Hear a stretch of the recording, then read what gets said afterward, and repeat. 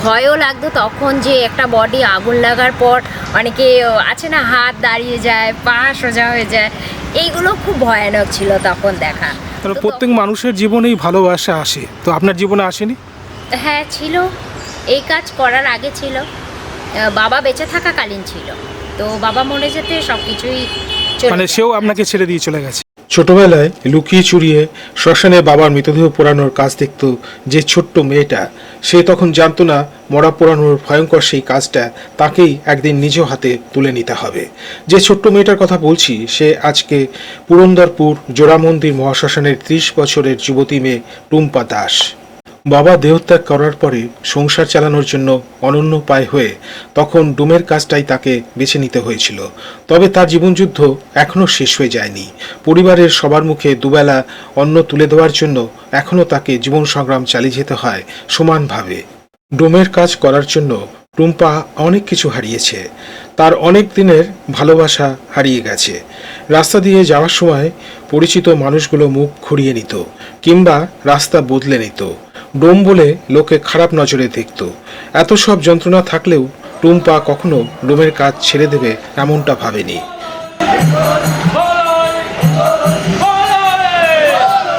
এখন তার জীবনে আর কোনো আক্ষেপ নেই। তার কথায়, যখন প্রয়োজন ছিল তখন আমার পাশে কেউ দাঁড়ায়নি, তাই এখন আর আমার পাশে কাউকে চাই না। আমার কাছে শ্মশানটাই যথেষ্ট। প্রিয় দর্শক বন্ধুরা, হ্যালো ইন্ডিয়া বাংলা চ্যানেলে আপনাদের সবাইকে স্বাগত। আজকে আমি এসেছি বারুইপুরে পুরন্দরপুর শ্মশানে। তো এই পুরন্দরপুর শ্মশানেই আজকে আমি দেখা করব যে মহিলা ডোম আছেন টুম্পা দাস।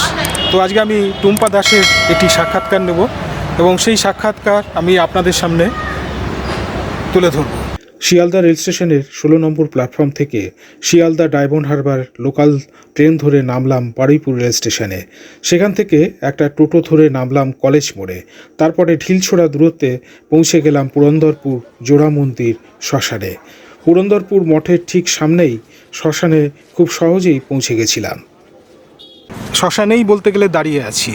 তো আপনি আপনার অভিজ্ঞতা থেকে বলুন যে আপনি প্রথম এই কাজে, এই যে ডোমের কাজ যেটা, সেই কাজটা আপনি প্রথম কিভাবে শুরু করলেন? আপনার যেটা শুনেছিলাম যে আপনার বাবাও এই কাজ করতেন, তো আপনি কিভাবে এলেন সেইটা একটুখানি বলুন। আমি বাবা মারা যাওয়ার ফলেই আমি এই কাজে জয়েন করতে পেরেছি।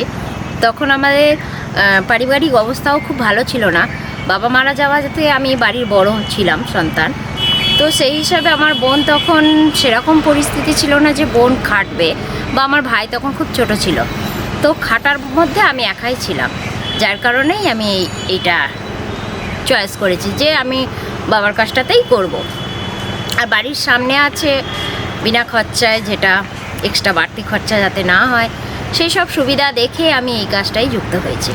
তাহলে সত্যি কথা বলতে কি, মানে সাংসারিক চাপে আপনি এই পেশাতে চলে এসেছেন? হ্যাঁ হ্যাঁ হ্যাঁ। বংশ পরম্পরায় আপনারা ডোম? এটা আমার মার বংশের পরম্পরায় ডোম।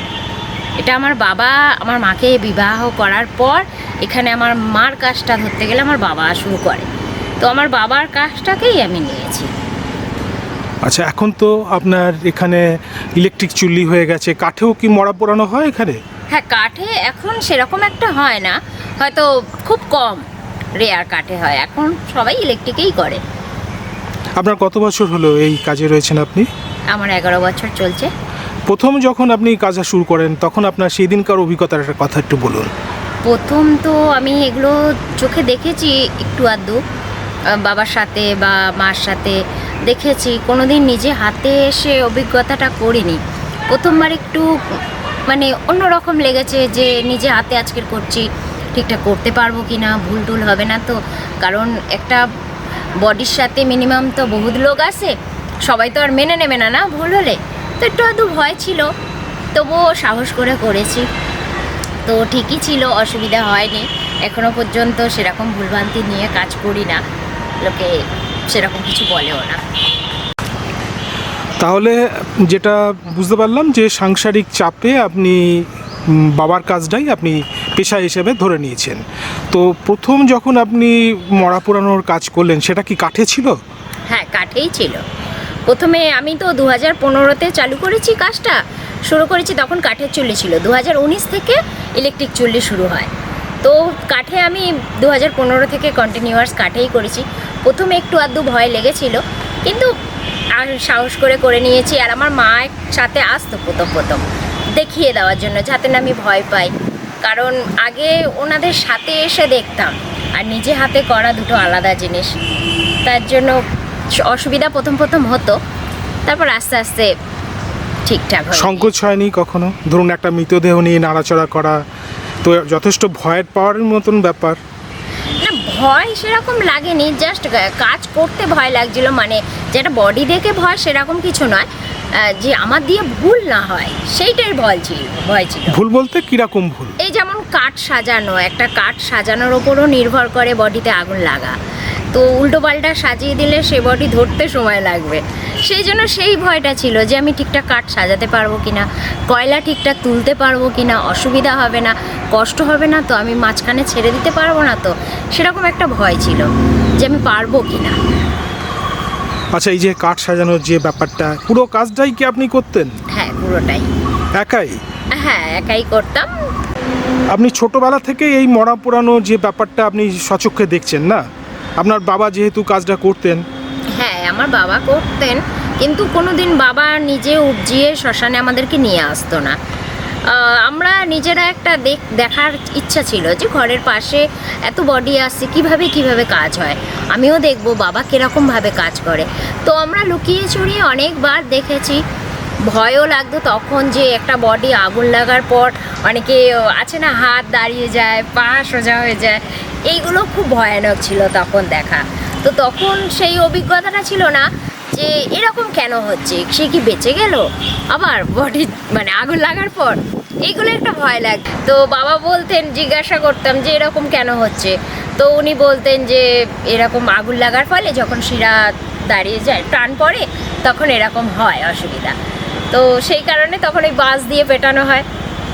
তো এগুলো তখন ভয়ই লাগতো খুব, যে বাবা বাঁশ দিয়ে মারবে একটা মানুষকে, তারপর এরকমভাবে হাত পা দাঁড়িয়ে যাবে, ভয় পাবে না লোকে। তো কখনো ধারণা করিনি যে নিজেকেও সেইটা করতে হবে পরবর্তীকালে এসে। আপনি তো নিজের হাতে মরা পুড়িয়েছেন, কাঠ সাজিয়েছেন, মরা পুড়িয়েছেন। আপনার ক্ষেত্রে এরকম হয়েছে যে হঠাৎ করে ডেড বডিটা উঠে বসলো? বডি উঠে বসার সেরকম একটা কিছু হয়নি। তার আগে হচ্ছে বাঁশ দিয়ে পেটানোর ব্যাপার থাকে, তো পা ভেঙে দিতে হয়, তারপর মাথা ফাটে। মানে পোড়ানোর আগে না পোড়ানোর সময়? না, পোড়ানোর সময় চলাকালীন, মানে আগুন জ্বলছে সেই সময় আস্তে আস্তে অনেক সময় হাত সোজা হয়ে যাচ্ছে, নড়াচড়া হয় আর কি বডিতে। তো সেগুলো বাঁশ দিয়ে পেটানোর ফলে ঠিক হয়ে যায় আবার। তাহলে আপনাকে এই কাজগুলো তো করতে হয়েছে? হ্যাঁ, করতে হয়েছে। তখন অস্বস্তি হতো যে এরকম বাঁশ দিয়ে পেটাচ্ছি? না, মানে একটু খারাপ লাগতো, কিন্তু কিছু করার নেই, এটা তো কাজ আর করতেই হবে। কত মরা পুড়িয়েছেন আপনার এই 11 বছরে? আমার প্রায় 5,000-6,000-এর কাছাকাছি হয়েছে। কি বলছেন, 5,000-6,000 হ্যাঁ। মৃতদেহ পুড়িয়েছেন আপনি? হ্যাঁ। এটা তো সাংঘাতিক ব্যাপার। কতক্ষণ লাগে একটা মৃতদেহ সম্পূর্ণভাবে পুড়তে? 3 ঘন্টা, 3.5 ঘন্টা এরকম লাগে। আর ইলেকট্রিকে তো 45 মিনিট থেকে 1 ঘন্টা। আচ্ছা, তাহলে কাঠে পোড়াতে আপনার 3 ঘন্টা লাগে? হ্যাঁ, 3 ঘন্টা। তাহলে 3 ঘন্টা আপনাকে পরিশ্রম করতে হতো, মানে দাঁড়িয়ে থেকে সেই মৃতদেহ সম্পূর্ণভাবে বডি পোড়া? পোড়াতে গেলে তখন 3 ঘন্টা। এবার প্রত্যেকটা বডি আমাকে দাহ করতে হতো না, অনেকে আসে, আগেকার দিনে মানুষ আসতো, তারাই নিজেরাই করে নিত যে আমাকে করতে হবে। যারা জানতো না তাদেরকে আমি কাজ করিয়ে দিতাম। আচ্ছা, এই যে মৃতদেহ পোড়ানোর যে কাজটা আপনি, বাবার কাজটা আপনি ধরলেন, তো এতে আপনার মোটামুটি চলে যাচ্ছে সংসার, বা কীরকম ফিস পান মৃতদেহ পুড়িয়ে? এটা আমি যখন জয়েন করি কাঠের চুল্লিতে তখন 3,000 টাকা পেতাম, আর এখন ইলেকট্রিকে আমি 5,000 টাকা মান্থলি পাই। আর এমনি বকশিস আছে, যে কারণে সব রকম মিলিয়ে একটু আধটু মানে চলে, বলবো না যে খুব ভালোভাবে চলছে, কিন্তু চলছে, দুবেলা খাওয়া তো জুটছে। আপনার সংসারে কতজন আছেন? আমরা টোটাল 5 জন ছিলাম। তো আমার বোন যেহেতু বিয়ে করেছে, ওরা সংসার করছে ও, আর আমরা এখন আপাতত 3 জন আছি। 3 জন কে আছে? ভাই, আমি আর মা। আচ্ছা, এটা পুরন্দরপুর শ্মশান বলেই সবাই জানে? পুরন্দরপুর জোড়া মন্দির শ্মশান, মহাশ্মশান। আচ্ছা, তো আপনি ধরুন একটা মৃতদেহ যখন প্রথম পুড়িয়েছিলেন, আপনি প্রথম যখন মৃতদেহ নিজের হাতে পুড়িয়েছিলেন, তারপরে যখন রাত্রিবেলা ঘরে ফিরলেন, শুলেন রাত্রিবেলায়, তখন আপনার কীরকম অনুভব হয়েছিল? প্রথম যখন ডেড বডি পোড়ায় তখন একটু অদ্ভুত লেগেছিল, যে এতদিন যেটা নিজের চোখে দেখেছি সেটা নিজের হাতে করা মানে এখন আলাদা জিনিস একদম। যে হ্যাঁ, ভয় টয় কিছু সেরকম পাইনি আমি। বাড়িতে গিয়ে একটু কষ্টটা বেশি হয়েছিল তখন, কারণ আগুনের সামনে দাঁড়িয়ে ডেড বডি পোড়ানো খুবই কষ্টকর জিনিস ছিল। তো মানে বলে না যে খুব খাটাখাটনি হলে মানুষ শুলে আর হুঁশ থাকে না, সেরকমই অবস্থা হয়েছিল আমার। আচ্ছা, তবে কিন্তু তখন আমার 24 ঘন্টা ডিউটি ছিল, বডি এলে আবার রাতেও আসতে হতো। আচ্ছা, রাত্রিবেলাতেও আপনি তাহলে মৃতদেহ পুড়িয়েছেন? হ্যাঁ, আগে কাঠের চুল্লিতে যখন 24 ঘন্টা ডিউটি ছিল, আর এখন ইলেকট্রিকে 12 ঘন্টা। কাঠের চুল্লিতে রাত কি দিন কি যখনই আসবে আসতে হতো। কখনো দুঃস্বপ্ন দেখেননি? কারণ আপনি তো কাজ যেটা করেন সেটা একটা ভয়ঙ্কর কাজ। সাধারণ মানুষ আমাদের মতন আমরা তো কল্পনাও করতে পারবো না যে মৃতদেহ পোড়াচ্ছি কখনো নিজের হাতে।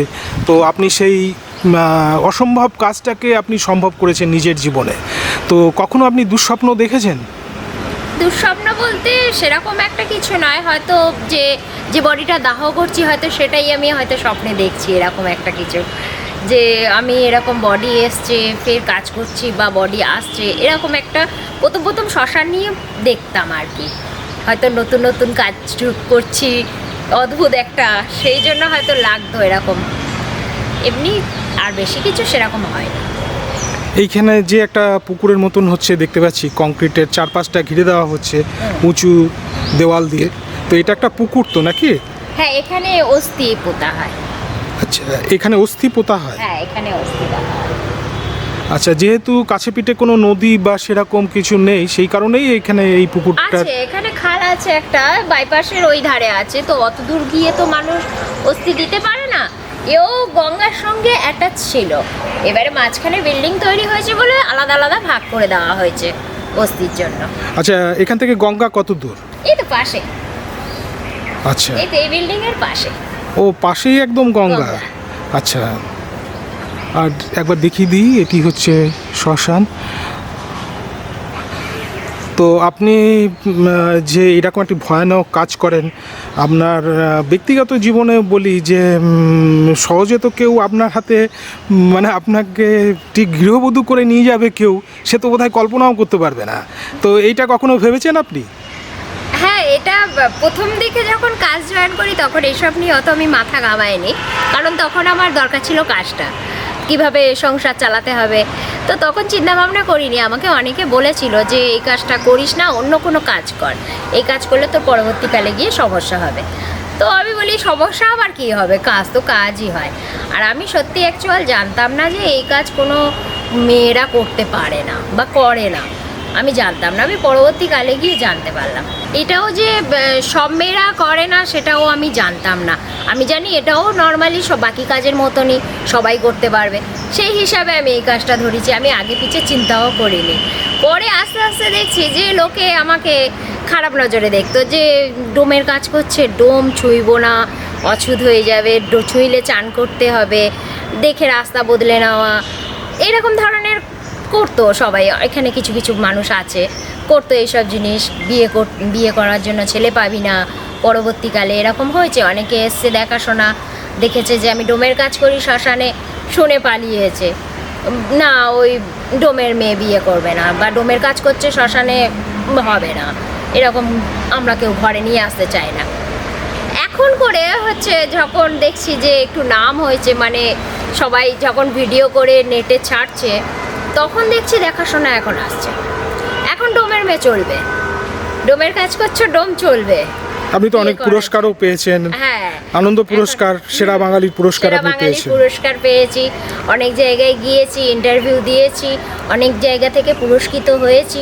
সেগুলো যখন হচ্ছে সবাই দেখছে, এখন ডোম চলবে ঘরের বউ হিসাবে।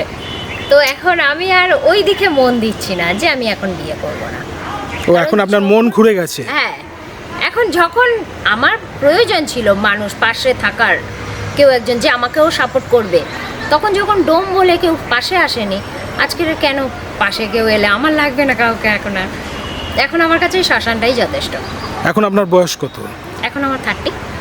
ধনুর ভাঙা পণ করেছেন যে আপনি বিয়ে করবেন না। মানে সংসার জীবনে আপনি আসবেন না, না। এটা একদম দৃঢ় প্রতিজ্ঞা আপনার। সেরকম ইচ্ছা নেই সত্যি কথা বলতে, কারণ এখন দুনিয়া পুরো স্বার্থপর। এখন যে আসছে সে তার স্বার্থ বুঝে আসছে, বিনা স্বার্থে আমার কাছে আসে। কারণ প্রত্যেক মানুষের জীবনেই ভালোবাসা আসে, তো আপনার জীবনে আসেনি? হ্যাঁ ছিল, এই কাজ করার আগে ছিল, বাবা বেঁচে থাকাকালীন ছিল। তো বাবা মরে যেতে সব কিছুই মানে সেও আপনাকে ছেড়ে দিয়ে চলে গেছে? সে ছেড়ে দিয়েছে বলতে আমি সংসারে চাপে পড়ে গিয়েছিলাম, তো ওই জন্য আলাদা হয়ে যাওয়া যেটা। সেই রকম যদি কোনো ভালোবাসা, আন্তরিক ভালোবাসা কারোর কাছ থেকে পান আপনি, তাহলে সংসার জীবনে আসবেন? কথা বলতে সেরকম ভালোবাসা কি আছে? সেই ভালোবাসাটাই তো এখন দুনিয়া থেকে হারিয়ে গিয়েছে। সবই এখন স্বার্থ। হ্যাঁ, আমি তো এখানে ভালোভাবে বুঝতে পারছি, এখানে থাকাকালীন যে মানুষকে কিভাবে ভালোবাসে।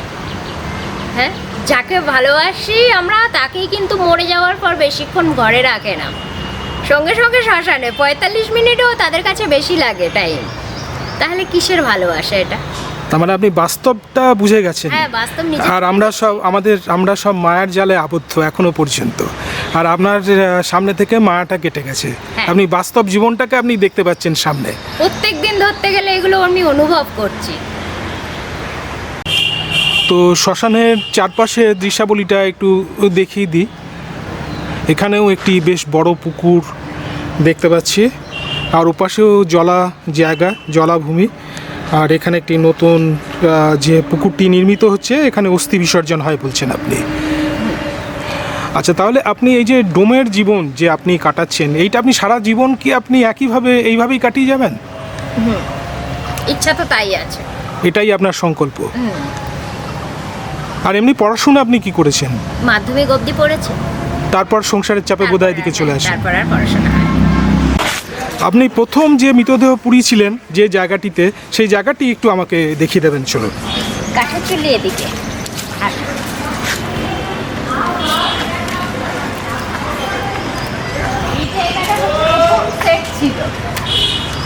এইখানটায় তখন চুল্লিটা ছিল কাঠের, আচ্ছা। আর এখন ইলেকট্রিক হওয়ার পর কাঠের চুল্লি এই সাইডে করে দেওয়া হলো। এইখানে আমি ফার্স্ট দাহ করি, এই জায়গাটিতে, এই জায়গায়। যে জায়গায় আমরা দাঁড়িয়ে আছি? হ্যাঁ। আচ্ছা আর এই জায়গাতেই আমার বাবাকেও দাহ করা হয়। আচ্ছা, এখানে তো একটি মন্দির আছে দেখতে পাচ্ছি, এটা কিসের মন্দির? এটা কালী মন্দির, শ্মশান কালী। আচ্ছা, শ্মশান কালী মন্দির। চলুন, এই জায়গাতে তাহলে আপনি প্রথম মৃতদেহ পুড়িয়েছিলেন? হ্যাঁ, হ্যাঁ। এই জায়গাটিতে। আর এখন যেখানে পোড়ানো হচ্ছে সেই জায়গাটি দেখিয়ে দিন।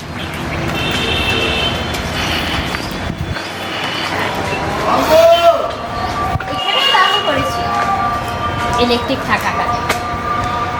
এই যে রজনীগন্ধার মালা, তারপর ইলেকট্রিকে দাহ হয়, সেইগুলোর কাজ হয়। আর এখানে কাঠে দাহ করা হয়।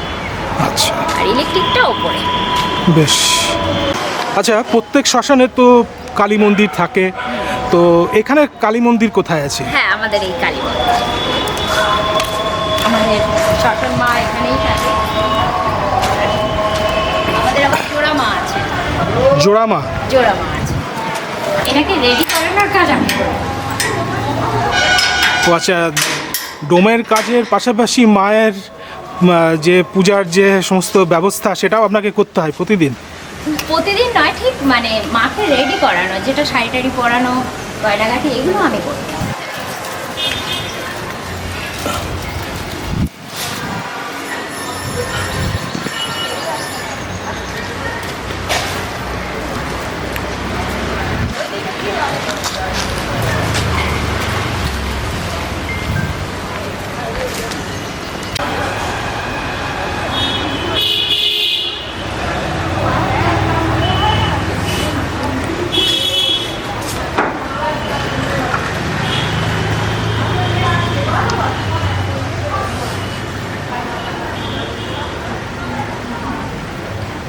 আচ্ছা, এখানে দেখতে পাচ্ছি জোড়া কালী। তো জোড়া কালী মার এই ব্যাপারটা কি একটুখানি যদি বলেন। এখানে একজন আসতেন যিনি শ্মশানকে ভালোবাসতেন, মাকেও ভালোবাসতেন।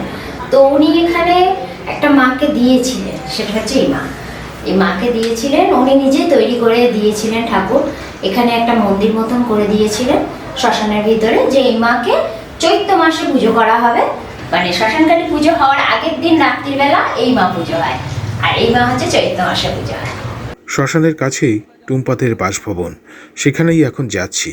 কয়েক পা অগ্রসর হতেই দেখতে পেলাম উপরে টিনের চাল আর ইটের দেওয়াল সমন্বিত রাস্তার পাশে দাঁড়িয়ে থাকা একতলা ছোট বাড়িটি।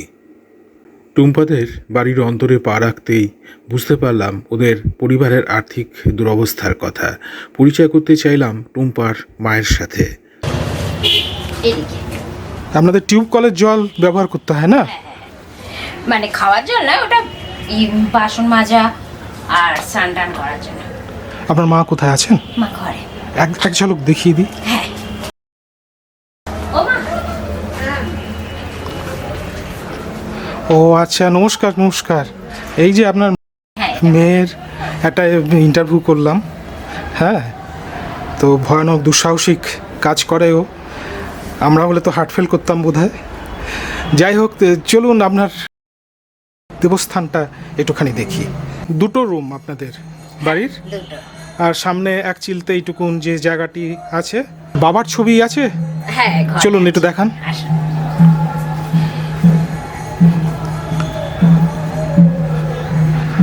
আসছি। কোথায়? ও বাবা, জার্মান স্পিচ। হ্যাঁ। এই বাবা, এটা আমার বাবার শেষ মায়ের ছবি। যা দাম গ্যাসের, প্রতি মাসে গ্যাস কিনে। তার মানে আপনাকে এখনো জীবন যুদ্ধ চালিয়ে যেতে হচ্ছে, যেরকমটা হ্যাঁ। বুঝতে পারছি। আমি বললাম তো যা হোক করে চলে, ওই দুবেলা খাওয়া জোটার মতো। এই হচ্ছে আপনার দেবস্থান। হ্যাঁ, সব রকমের আছে।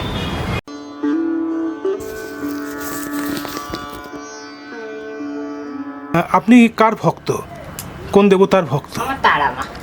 মা তারা। কোথায় ছবি আছে? হ্যাঁ, ওই সে। তারাপীঠের তারা মা? হ্যাঁ, তারাপীঠে গিয়েছিলাম, ওখান থেকে নিয়ে আসা। শ্মশানকালী মা আছে সবসময়। তারাপীঠ কেমন লাগে আপনার? তারাপীঠ মহাশ্মশান? খুব ভালো। আমি তো আগে তারাপীঠে গিয়ে মন্দির দেখেছি, তারপর শ্মশানে গিয়েছি। এটা কি আপনাদের পৈতৃক ভিটে? কত বছর আছেন আপনারা এখানে? এখানে ধরতে গেলে আমার অনেক 3 পুরুষ কেটে গিয়েছে, মার মুখে শোনা। আচ্ছা, পাশে তো একটা বেশ বড় পুকুরও দেখতে পাচ্ছি। হ্যাঁ, এইটা হচ্ছে আদিগঙ্গা। ও, এইটা আদি গঙ্গা? হ্যাঁ, আচ্ছা, তাহলে গঙ্গার পাশেই আপনার তাকে। বাসস্থান। তো শ্মশান থেকে এসে এখানে একটা ডুব দিয়ে দিলেই মোটামুটি আপনার হয়ে যায় সব কাজ। হ্যাঁ, তো তারাপীঠে আপনি গেছেন, তারাপীঠ মহাশ্মশান আপনার খুব ভালো লাগে বলছেন। আচ্ছা, আপনি কখনো এই যে মানুষের মধ্যে তো একটা ধর্মের একটা প্রভাব থাকে, আধ্যাত্মিকতার, তো আপনি চিন্তা করেন দেবদেবীর কথা, এদের চিন্তা করেন, মা তারার কথা চিন্তা করেন?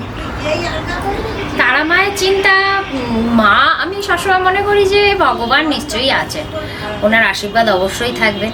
আর যত দূর আমরা যাচ্ছি না যাচ্ছি সব কিছু ওনারই আশীর্বাদে। আমরা নিজেরা থেকে তো আর কিছু করতে পারবো না, উনি আমাদের রাস্তাটা দেখিয়ে দেয়, যেতে তো আমাদের হবে, তো সেই রাস্তা দেখানো বলা উনি। তো আমি ওনাদেরকে খুবই মানি, খুবই বিশ্বাস করি।